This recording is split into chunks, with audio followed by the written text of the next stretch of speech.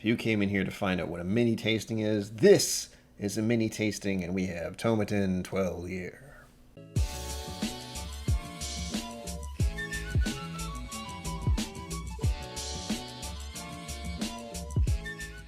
Welcome to KIllco Whiskey Musings. My name is Brian. If you happen to have this whiskey, I hope you will join me in the tasting experience. If not, please pour one of your favorite whiskeys, and I hope you enjoy the rest of the video. Please be certain to like the video if you're enjoying it, and subscribe to the channel because it helps me on the quest to 1,000 subscribers. So this is a Highland single malt finished in sherry casks, aged 12 years. The reason I know that is because I read it on the front of the bottle. Don't let me ever fool you as if I know anything. Okay, that's beauty. We begin with the color. I'm saying it's around here. Excuse me. Yeah, right about there. For the appearance, the color is gold to me. This was in a barrel for 12 years, and even with the Scotland climate, it looks gorgeous.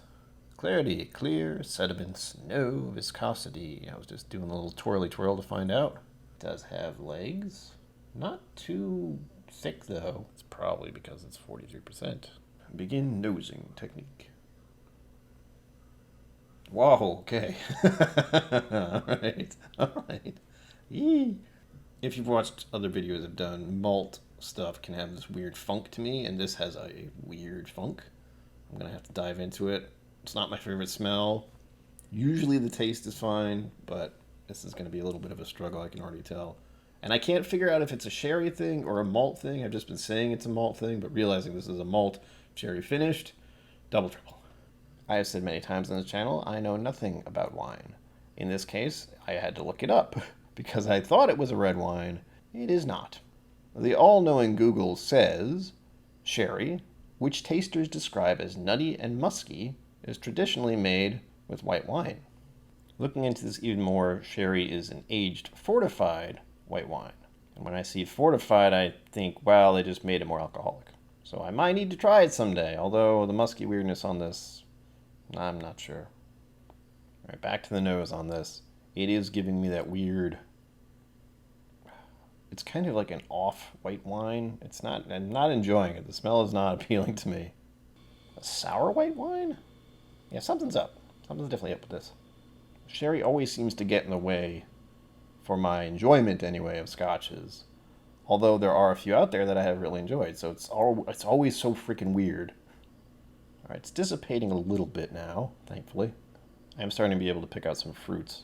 Apricot. There's some honey to this as well. And white grapes. Actually, I should say green grapes. You know what I mean. There's a noticeable grain smell. I admit it's not very often that I think of grain when smelling whiskey. But in this case, it's hard to ignore. Lemon zest as well. I just thought of banana bread. I better not be getting any banana on here. I also just thought of almonds. I will admit, this is not what I expected. Nosing phase 2. Intensity, well, initially it smacked me right in the face. I will say 3 now. Age moderate. Over 10 years is moderate in my mind.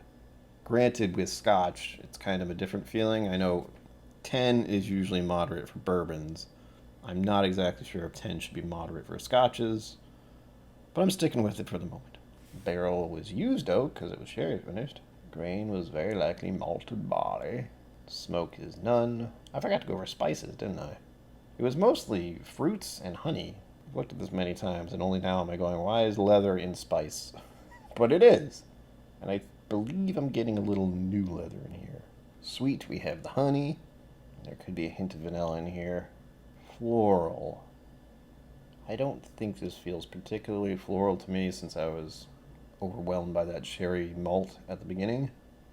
Wine. Sherry. One of the few times I can actually say it for certain. I'm not a pro with fruits. However, I believe I said apricot and lemon zest and green grapes. I'm not getting any sulfur. I'm not getting any peat. Earth with Scotch should be interesting here. Nutty, only because I said almond. I have been eating mixed nuts lately because my nutritionist says I should eat better. And that's one of the things, lightly salted mixed nuts, yay. Though I don't feel I have nailed down exactly what every kind of nut is like. I have had plenty of almonds in my day, so almond. Realizing I don't know where to put musty. I'll leave it in earth. We have that cellar note. Yeah, wet cellar. It's very close to moss, and it's damp. Unfortunately, it's reminding me of what the cellar in my parents' house smells like, and I do not like the smell of my parents' cellar. Tasting at long last.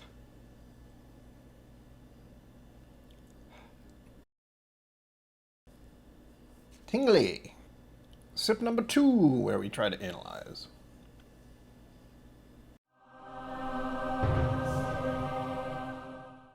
It's sweeter on the taste. That honey really shows up. Ooh. It is a little spicy. A little tip of the tongue, little prickly, tingly bits. I kind of like that. Oh, thank the Lord. It's not very complicated. It's sweet and spicy. I'm not getting much fruit, but I'll keep drinking it just to be certain. The spiciness is really nice. Ooh, enjoy that. Honey, oak, and cinnamon spice feeling. Almost cinnamon sugar. Ooh. It's great when I have a memory of something and then I have to look up what it is. Clementine. I had the thought of a clementine with honey on it. I've never experienced that. But that was a good, that it clicked for me. The texture is really nice too. Easy to drink. Very easy to drink. Very enjoyable. I can very easily see myself sipping on this for hours. But I still feel like it's fairly simple. But a delicious scotch. For 12 year, I enjoy it. I would get a bottle of this, certainly. I have no idea how much it costs, but, I can say it now before I know. And I have 2 others from the same brand. So that is going to be an exploration. Palate phase 2. Flavor is sweet. Proof is 2. Body, 3. Texture, I'm not sure if I've said this one before, but round. Round seems to fit. It just coats the tongue in such a way where it's not rich or thick or creamy or anything, but it just coats it in this very pleasing manner. And the only thing that comes close to that is round. Balance. Does any element dominate? Yeah. The spiciness of it. It's sweet and enjoyable at first, and then I get these prickly feeling on my tongue, which I imagine is either from the oak or the sherry finish. Speaking of finish, I will say it's a 4. It lingers, but it's not lasting for an extensive amount of time, and it fades fairly quick. Complexity, I will say 2. This is enjoyable. There might be more to this that is just beyond me, but in general, as a simple Scotch sipper, this is something I might introduce people to, except the smell is really what throws me off immediately. I often wonder with Scotches if, in the case of sherry finished or single malts, I have this weird, like, peat introduction feeling to it. Because I'll smell it and just immediately, like you saw at the beginning of the video, there's an instant reaction of just, whoa, hi. Whoa, okay. And a lot of people get that from peated scotches. In my case, for whatever reason, it happens with random Space Eyes and Highlands. Generally, I find myself liking Highlands, and I do enjoy this one, but as I said before, the initial smell of it was a surprise. Wrapping things up here at Tomatin.com. They don't have any official tasting notes, so I'm just going to read the little blip they have about the Tomatin 12. I was mildly perplexed for a moment, and you'll find out why. Cask type, matured in a combination of bourbon barrels and sherry casks. I got flummoxed by the bourbon barrels, and then I remembered a lot of scotches are just finished in bourbon barrels. Strength is 43%. The Tomatin 12-year-old is classically smooth, having been matured in traditional Scotch whiskey, ex-bourbon, and ex-Spanish sherry casks. Aromas of wild heather, pine, and cedar soon sweeten to reveal notes of creme caramel, with apples, pears, and mangoes, before a full-bodied and buttery finish. I like a lot of those words they said there. I may not agree with those tasting notes. However, I still enjoy this whiskey. Well, there you have it, folks. That was quite a little adventure we just took. I hope you enjoyed this mini tasting experience. And as always, live long, prosper. Don't forget to be awesome. And I will see you out there.